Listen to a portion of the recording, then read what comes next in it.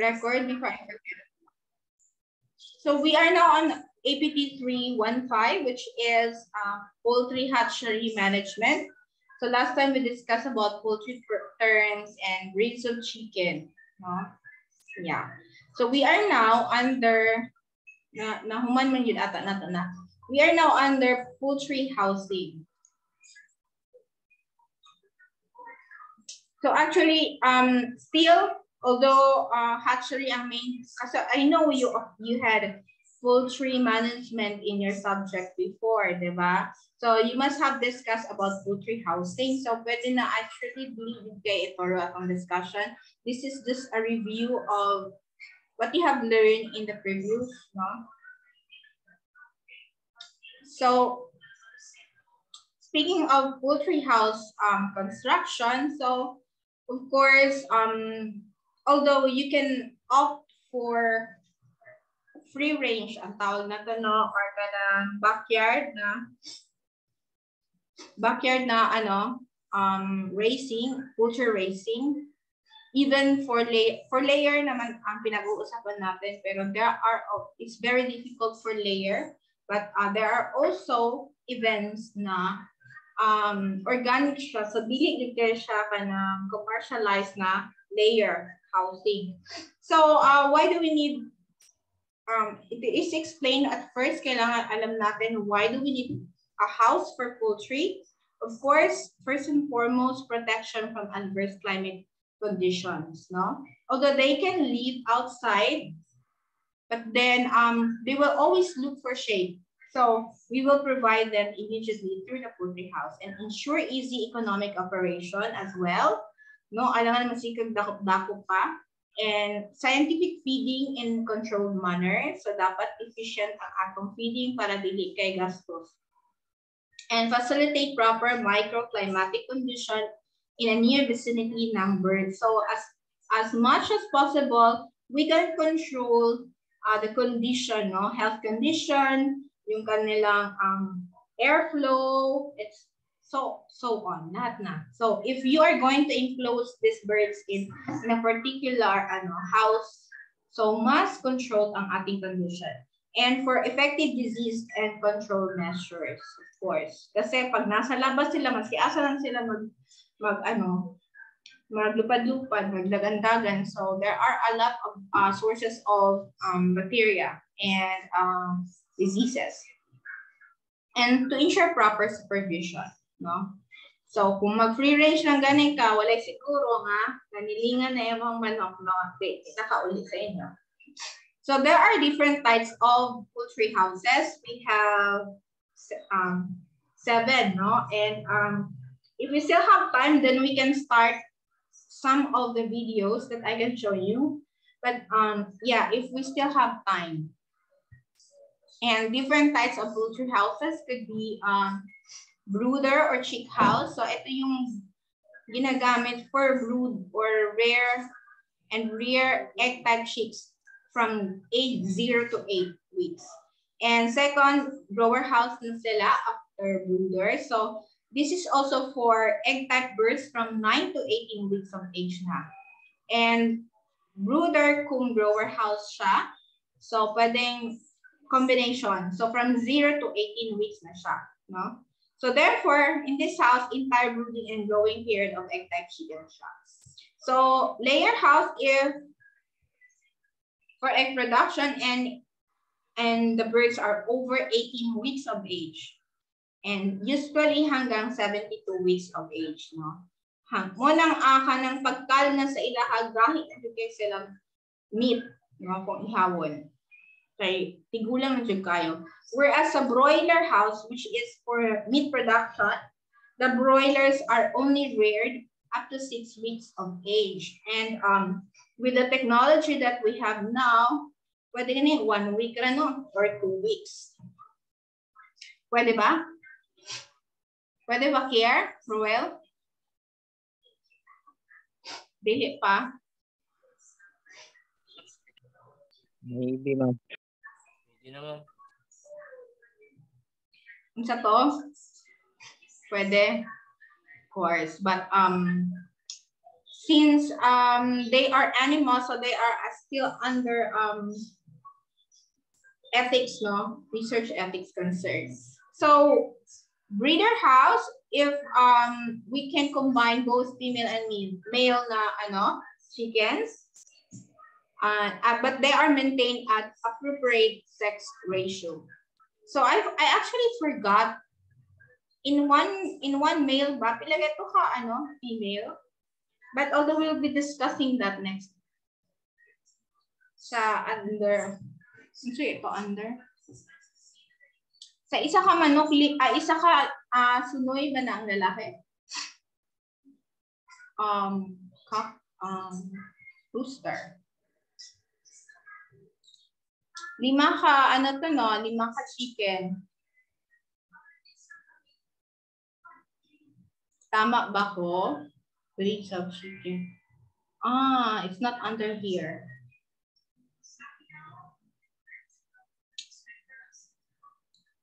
Let's, I guess something like that, no? 1:5. Yeah, just correct me if I'm wrong.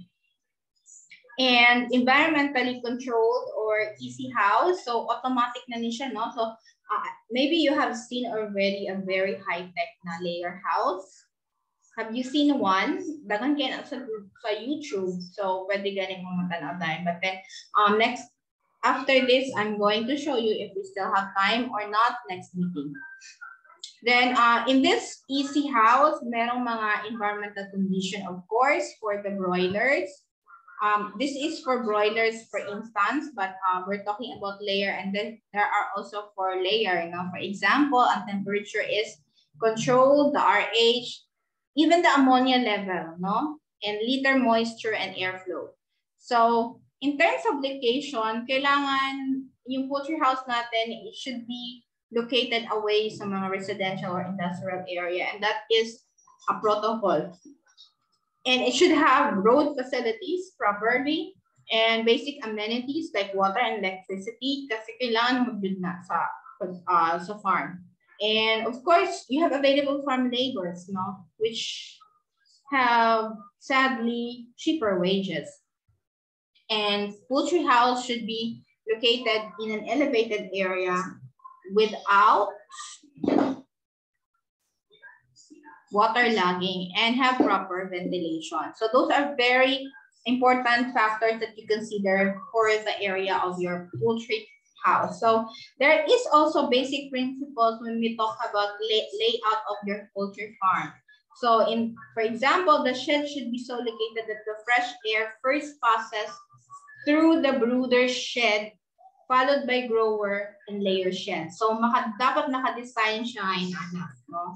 Nga ang iyahang air. So we have here a sample design. And why? Because this will prevent spread of diseases from layer houses to brooder house, of course. And there should be a minimum distance of 50 to 100 feet between chick and grower shed. Kasi, and also distance between grower and layer shed with minimum of 100 meter. No? Otherwise, if ma-combine sila, so you know what will happen, no? Mag-mix, and so on. No? The egg store or even diseases. No? The egg store room, office room, and the feed store room should be located near entrance din para ma-minimize ang movement ng mga tao and hindi makasamok or contamination sa mga chicks or chickens. And disposal pit and stick room should be constructed only at the very far extreme end of the site para dili matakdan. So these are the details. In terms of house orientation or direction, it should be long axis in the east-west direction para ma-prevent ang direct sunshine over the birds. So in the east-west, kung naamoy ka ng, what do you call that? Kung naamoy compass, then naman sa mga cellphone, no, if you have also a compass, no, so you will know which way is the east and west. No? So it actually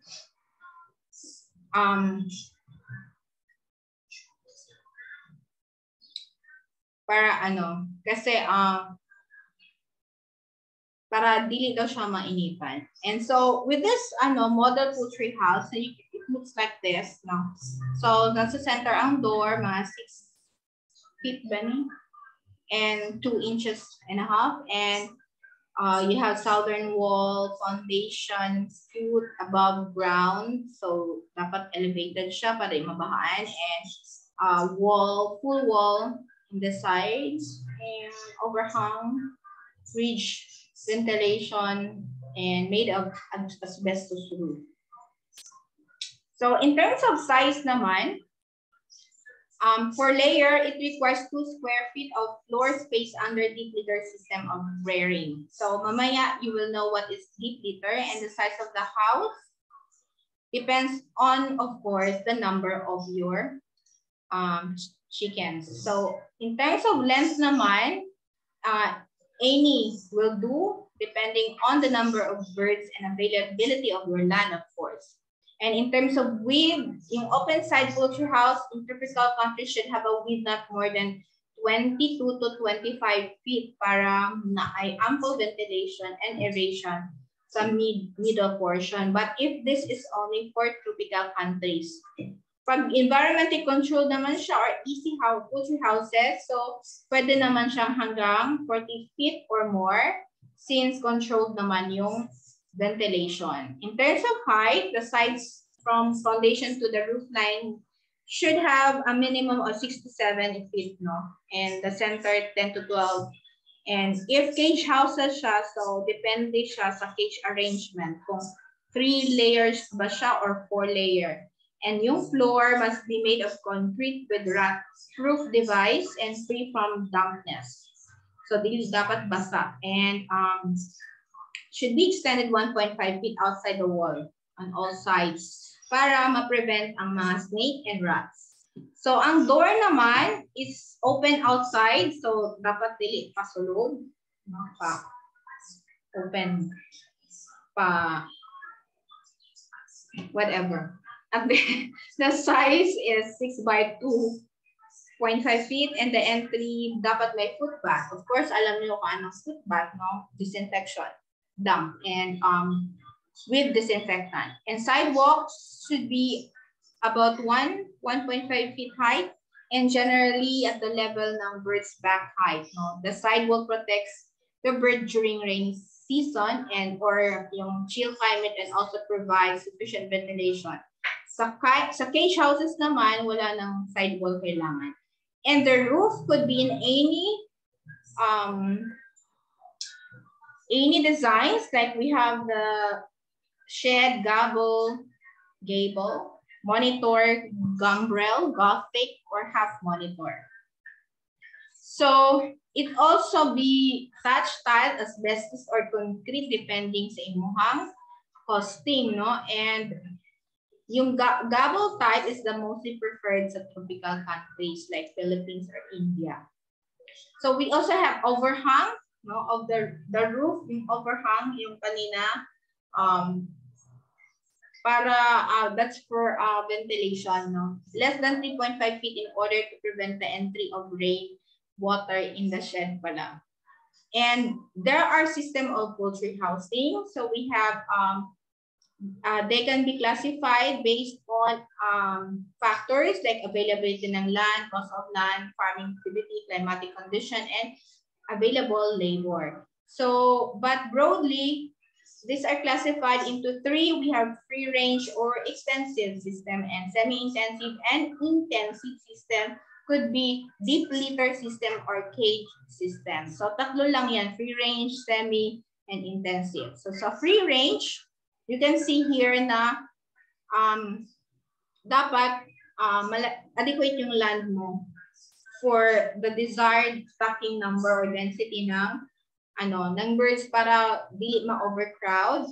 For example, 250 birds per hectare. No, that's the ideal. And since foraging is yung major source ng feeding for birds, alangan naman masikag. Pwede na magtuwa ka. No? And it's usually provided by temporary roofing also.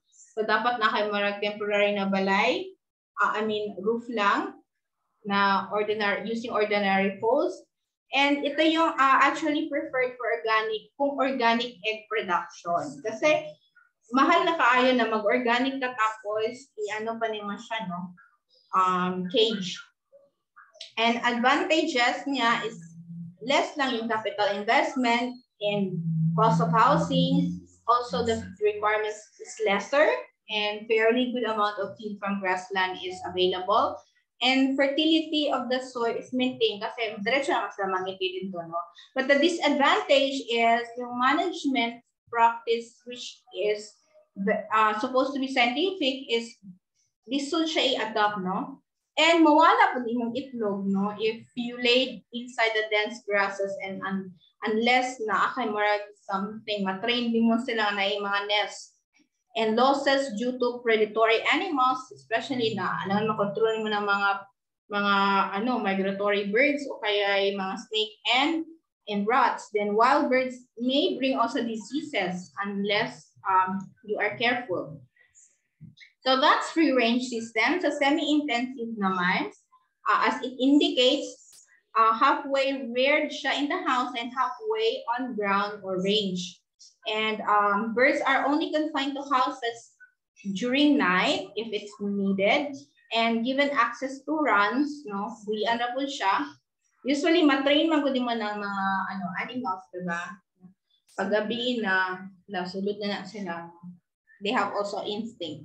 So the houses should be with solid floors and they can run on the field, and the stocking density rate is 750 per hectare, no? Mas daghan siya kumpara sa kanina na free range. The feeding and watering facilities also should be provided. So ang advantage niya, more economical use ng land compared to free range kasi mas daghan ang siyang ma-rear. And protection of birds from extreme climatic condition is provided. And also, medyo makontrol mo ang scientific operation. But the disadvantage is high cost po siya for fencing, kaya fence mo and you need also for routine cleaning and removal of the litter material from the pen. The third one is the intensive. So totally confined talaga siya in houses on ground or floor using wire netting floor or cages or naka-slat siya. And this is most efficient, convenient, and economical system para sa modern commercialized poultry housing with huge numbers. No? Kung tinaghan ka. And advantages niya is minimum land is only required and they can be located mga near market area kasi controlled mo siya. And the day-to-day management therefore is easier and you can apply scientific management. Production performance is higher as more energy is saved due to restricted movements. So, mas dali ra mabugat, no? And breeding, feeding, medication, culling are applied easily and accurately pa. And the sick birds are detected, isolated, and treated easily than compared sa free range or even semi.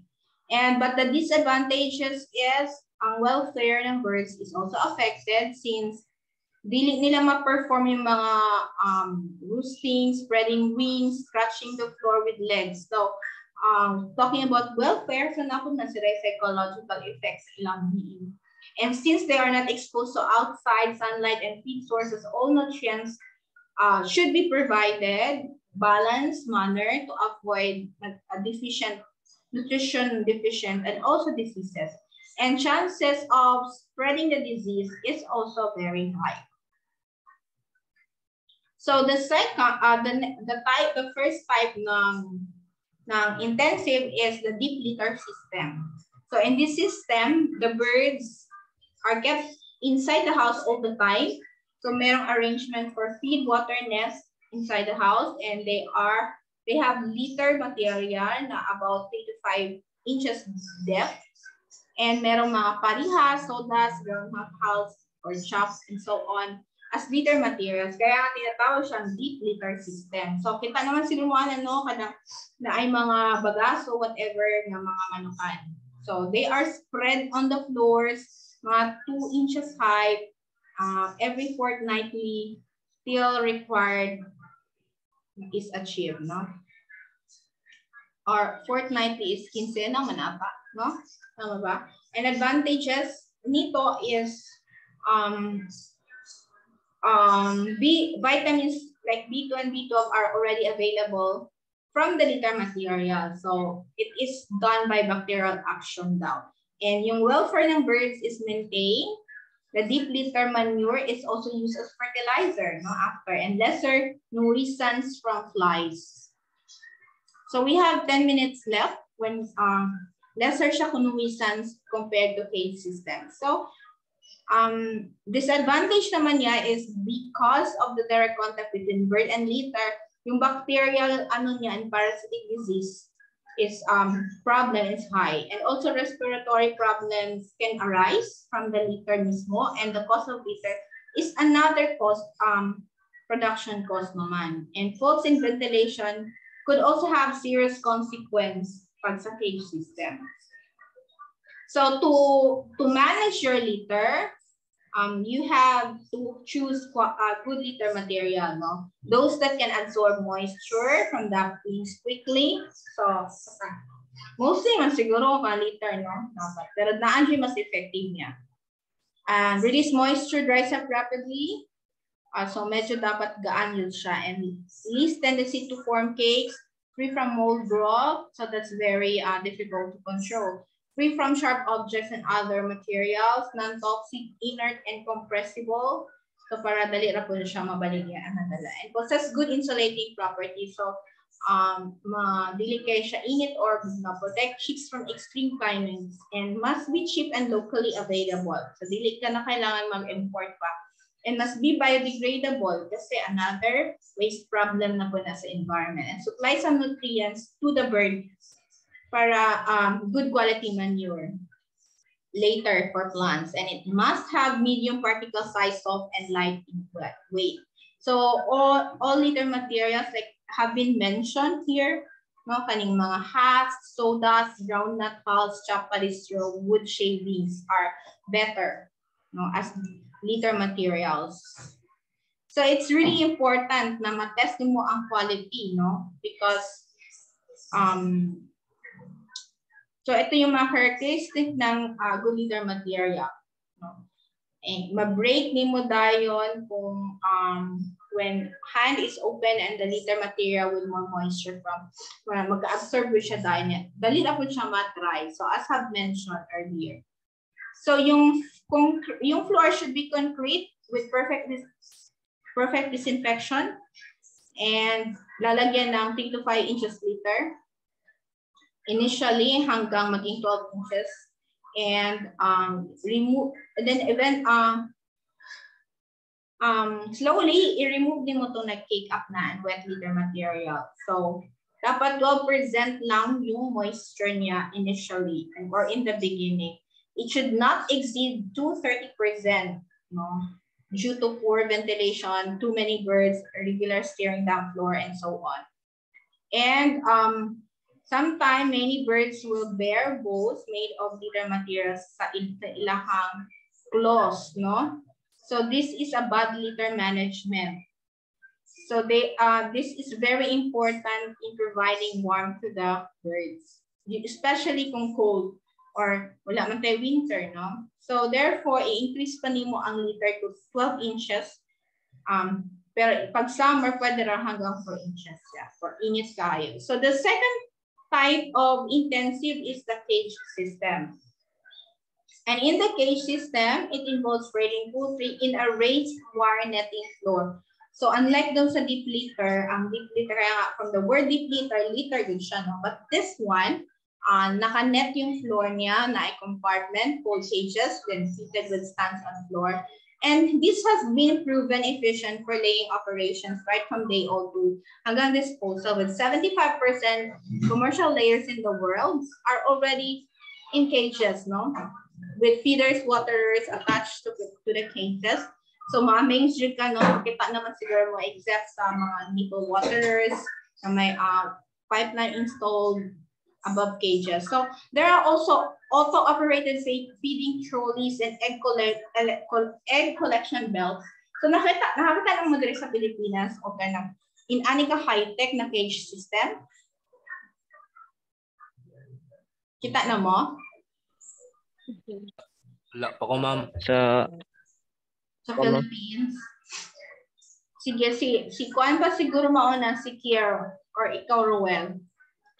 So the droppings or yung mga yung waste materials are collected in trays underneath cages or belts on floor or deep pit under cages depending on the types of cages. And there are even egg collector. And advantages niya is minimum floor space is needed, so not much land is needed. So more number of eggs per hen can also be received. So less feed wastage siya, better feed efficiency, and protected siya from internal parasites and soil-borne illnesses. And sick and unproductive birds can be easily identified and eliminated immediately kasi makitaan siguro mo dayon, no? Clean eggs production, of course, kasi hindi siya free range. Yung vices daw like egg eating, pecking is minimal. So that also happens. Broodiness is minimal and no need for little material. And AI can be adopted in this system. Really? But the disadvantage of cage is, syempre, high initial investment cost and handling manure is also a problem since naggatapok ra and there's high flies, moistens. There could be also blood spots in the egg more because cage siya. So that's the reason why. And problem of cage layer fatigue, no? It's a condition where birds in cages develop lameness, no? Kapulan, and this is due to calcium and phosphorus deficiency. But reason is actually unknown. Ingon due to calcium, tapos reason is unknown. Maybe the physiological reason behind this is unknown. So maybe dili na ako mapakita sa inyo ang video, so next meeting na lang kasi we have 3 minutes. And in case of broilers, incidence ng mga breast blisters also is high, especially kapag more than 1.5 kg na ang broilers. That's for cages. So there are also types of cages based on ilang number of birds in a cage. So halimbawa, single individual bird cage lang siya or multiple bird cage. So from 2 to 10 birds or 3 to 4 birds per cage. Or colony holding birds more than 11 per cage. No? And also kapag different layers or rows, single, double, triple, 4, and flat deck. Of course, that's very self-explanatory. And based on arrangement ng cages, we have the step cages or M type, and the L-type cages or the battery cages or vertical cages. So ito yung single deck, double deck, stair step. And this is the triple 4-deck, flat deck. And based on the type of bird reared, kung brooder ba siya, grower, layer, breeder, broiler. So pag brooder siya, of course, it can accommodate 60. And these are arranged either as single or double with feeders or waterers arranged outside. So nowadays, nipple drinker system is followed by day-old itself, and there is newspaper spread on the cage floor for 7 to 10 days para mag-collect yung ano niya. And provided with first week of age. So that's for brooder. And for grower naman, ito yung kanyang specification sizes, no? And it can accommodate 10. And for layer naman, it has stock types. We have the conventional cage, reverse. So ito yung conventional with the specification. And reverse cages. So yung difference niya is in height lang and depth, no? And the cages can hold 3 to 4 birds with 2 or 3 tire And we also have elevated cage layer with a height of 6 to 7 feet using concrete pillars naman, no? With distance of 10 feet. And if 3M pipe siya, so 4 platforms or so on. So we're less than 1 minute. So mahuman na po na siya. So these are the floor space requirements for egg pipe and meat pipe, no? As for the age, whether deep litter shock or cages. And so that ends, and we are also less than a minute. So if you have questions or clarification, you can also go back